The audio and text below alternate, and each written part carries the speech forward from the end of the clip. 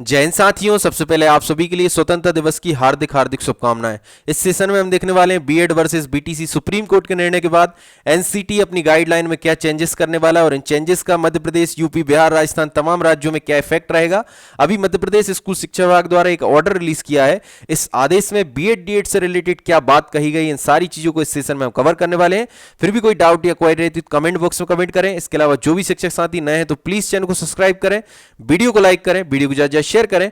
तो आइए हम स्टार्ट करते हैं अपना सेशन। आप सभी को पता होगा बीएड वर्सेस बीटीसी से रिलेटेड सुप्रीम कोर्ट ने अभी फाइनल वर्डिक्ट दिया है, जिसमें बीटीसी को ही मान्य किया है, प्राथमिक शिक्षक बोले या फिर जिसे लेवल 1 बोले या फिर जिसे वर्ग 3 बोले, और बीएड को बाहर किया। आप सभी को पता होगा कि राजस्थान हाई कोर्ट ने 2021 में ही बीएड को बाहर कर दिया था और उसी निर्णय को बरकरार रखते हुए सुप्रीम कोर्ट ने बीटीसी को ही मान्य किया है वर्ग 3 के लिए, या फिर प्राथमिक शिक्षक बोले या जिसे लेवल 1 बोले, और बीएड को बाहर कर दिया। राजस्थान हाई कोर्ट ने एनसीटी 2018 की नियमावली को रद्द मानकर ही यह निर्णय लिया था और बीटीसी को मान किया था। पर मध्य प्रदेश में इससे रिलेटेड अभी तक कोई भी ऑर्डर रिलीज नहीं किया गया है, ना ही इससे रिलेटेड सरकार द्वारा कोई बात कही गई है। अभी मध्य प्रदेश स्कूल शिक्षा विभाग द्वारा एक ऑर्डर रिलीज किया है, उसमें हम देखने का प्रयास करते हैं कि हो सकता है डीएड बीएड से रिलेटेड कोई बात की गई हो। तो ये मध्य प्रदेश स्कूल शिक्षा विभाग द्वारा एक ऑर्डर रिलीज किया है, जिसमें यह बात कही गई है कि जिला शिक्षक अधिकारियों द्वारा प्राथमिक शिक्षक के नियुक्ति आदेश जारी किए गए हैं 10 अगस्त को, और जिनके भी नियुक्ति आदेश जारी किए गए हैं वो समस्त अभ्यर्थी 17 अगस्त तक अपनी अपनी ज्वाइनिंग ले लें। जहां पर उनका सिलेक्शन हुआ है अपनी पोस्टिंग पर जाकर 17 अगस्त तक ज्वाइनिंग ले लें। यहां पर कहीं भी आप देखेंगे बीएड डीएड की कोई बात नहीं की गई है। ये स्कूल शिक्षा विभाग द्वारा जारी किया है आदेश, और ये अभी लेटेस्ट आदेश है 14 अगस्त का, यानी कि कल का आदेश है। इसमें कहीं भी डीएड बीएड से रिलेटेड कोई बात नहीं की गई, जबकि पूरे भारत भर में डीएड बीएड वर्सेस बीटीसी विवाद चल रहा है कि बीएड को भी मान्य करना चाहिए, बीएड वाले सभी अभ्यर्थी आंदोलन कर रहे हैं, और बीटीसी वाले कई राज्यों के अभ्यर्थी और मध्य प्रदेश के भी कुछ अभ्यर्थी संगठित होकर हाई कोर्ट भी चले गए हैं। पर मध्य प्रदेश में राजस्थान जैसी बीटीसी संघर्ष समिति नहीं है। राजस्थान में मेन कारण क्या है डीएड के जीतने का? वहां का संगठन, वहां का संगठन बहुत मजबूत था और उन्होंने मजबूती के साथ अपना केस लड़ा, और मजबूती के साथ अपना पक्ष रखने में मेन भूमिका रहती है एडवोकेट की। और एडवोकेट जब अच्छा कर सकते हो जब आपके पास अच्छा पैसा हो, जब तक आपके पास अच्छी मनी नहीं होगी, यानी कि आपके संगठन जब तक आपको हेल्प नहीं करेंगे तब तक आप अच्छे से मजबूती से केस नहीं लड़ पाएंगे, और मजबूती से केस लड़ने के लिए आपके पास अच्छा एडवोकेट होना जरूरी है।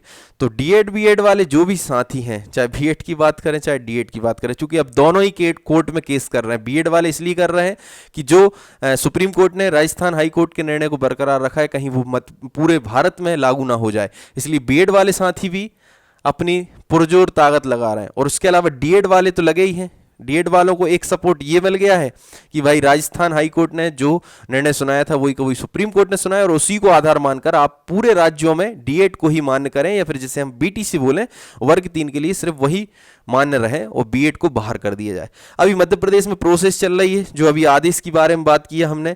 मध्य प्रदेश में प्राथमिक शिक्षक के नियुक्ति आदेश जारी किए गए 10 अगस्त को, और स्कूल शिक्षा विभाग में इसमें कुछ भी बात की जिक्र नहीं की गई है कि बीएड को बाहर कर दिया गया है तो इस नियुक्ति आदेश को अभी रद्द किया जाता है जब तक कि एनसीटी की गाइडलाइन ना आ जाए।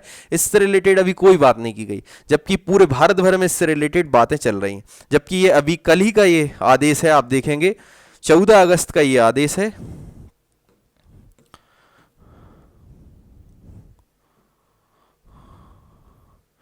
इस 14 अगस्त के आदेश में आपको कहीं भी दिखाई नहीं देगा कि बीएड और डीएड से रिलेटेड कोई बात कही गई, यानी कि मध्य प्रदेश में इससे रिलेटेड कोई इफेक्ट ही नहीं पड़ रहा है, ना स्कूल शिक्षा विभाग को ना ही मध्य प्रदेश सरकार को। और यहाँ के संगठन भी उतने मजबूत नहीं है जितने राजस्थान के हैं। राजस्थान, यूपी, बिहार, वहां पर जितने भी संगठन होते हैं अच्छा खासा पैसा इकट्ठा करके एक से बढ़ के एक एडवोकेट करते हैं ताकि वो अपनी बात को अच्छे से रख सकें और अपने केस को जीत सकें। मध्य प्रदेश में भी अब तो दोनों तरफ से केस हो रहे हैं, बीएड का भी हो रहा है और बीटीसी का भी हो रहा है। बीएड का इसलिए हो रहा है कि पूरे भारत में जो सुप्रीम कोर्ट ने अभी निर्णय सुना है वो पूरा मान्य ना हो जाए, और बीटीसी या डीएड वाले इसलिए कर रहे हैं कोर्ट केस। तो मध्य प्रदेश में अभी प्रोसेस चल रही, 2023 में अभी जो नियुक्ति आदेश जारी हुए वो रुक जाए और नियुक्ति आदेश रद्द होकर के क्या हो कि बीएड वाले सारे अभ्यर्थियों को सूची से निकाल दिया जाए। ऐसा मतलब डीएड वाले अभ्यर्थियों को कहना है कि बीएड वाले सारे अभ्यर्थियों को इस मेरिट लिस्ट से बाहर करके डीएड की अलग से मेरिट लिस्ट बनाई जाए जिसमें सिर्फ और सिर्फ डीएड के अभ्यर्थी हों, बीटीसी के अभ्यर्थी हों और सिर्फ उन्हीं का चयन हो वर्ग 3 में। क्योंकि आप सभी को पता होगा कि 2022 में फर्स्ट काउंसलिंग हुई थी वर्ग 3 की, उसमें जितने भी अभ्यर्थी सिलेक्ट हुए थे उन सब की ज्वाइनिंग हो चुकी है। और अभी 2023 की जो नियुक्ति आदेश जारी हुए हैं, आप सभी को पता होगा, ये उसी के लिए 2023 की काउंसलिंग के लिए आदेश है कि जिन जिन के नियुक्ति आदेश में नाम है वो सारे 17 अगस्त तक ज्वाइनिंग कर लें। यहाँ कहीं डीएड बीएड का जिक्र नहीं। इसी से रिलेटेड एक न्यूज़पेपर में भी न्यूज़ आई है कि प्राथमिक शिक्षकों को 17 अगस्त तक कार्यभार ग्रहण करने का आदेश जारी किया है स्कूल शिक्षा विभाग में। इसमें कहीं भी आप देखेंगे तो आपको कहीं नहीं मिलेगा कि इसमें डीएड बीएड की बात की गई। यहां पर आप देखेंगे 5498 अभ्यर्थियों के लिए नियुक्ति आदेश जारी किए स्कूल शिक्षा विभाग ने। समस्त अभ्यर्थी 17 अगस्त तक अपनी जहां पर पोस्टिंग हुई वहां पर ज्वाइनिंग ले लें। तो इसका मेन रीजन ये भी है कि डीएड के अभ्यर्थी पहले से उतने संगठित नहीं थे, ना उनने इतना अच्छा एडवोकेट किया था कि राजस्थान में आप सोचो 2021 से बात चल रही थी, 2021 का जो डिसीजन था अब जाकर के फाइनल हो पाया है राजस्थान में। तो राजस्थान में तो 2021 से ही प्रभावी रहेगा क्योंकि राजस्थान के लिए ही सुनाया सुप्रीम कोर्ट ने यह निर्णय। तो राजस्थान में 2021 से चल रहा था मामला, 23 में जाकर डीएड वाले साथ ही जीते हैं। तो मध्य प्रदेश में भी इसी तरीके से अगर अभ्यर्थी संगठित होंगे तो जाकर डीएड वाले अभ्यर्थी जीत सकते हैं। बाकी अभी तो बीएड डीएड दोनों ही अभ्यर्थी अपनी अपनी तरफ से पूरी ताकत लगा रहे हैं इस केस को जीतने में। और डीएड वालों की जीतने की संभावना अब इसमें ज़्यादा इसलिए हो गई है क्योंकि सुप्रीम कोर्ट ने एक डिसीजन दे दिया राजस्थान कोर्ट के डिसीजन को बरकरार रखते हुए। आई होप इस सेशन के माध्यम से आप समझ रहे होंगे आपको क्या करना चाहिए क्या नहीं करना चाहिए। जो भी है डीएड है चाहे बीएड है, आपको अच्छे से अच्छा एडवोकेट करना होगा और अच्छा एडवोकेट ही आपकी बात को अच्छे तरीके से कोर्ट में रख सकता है।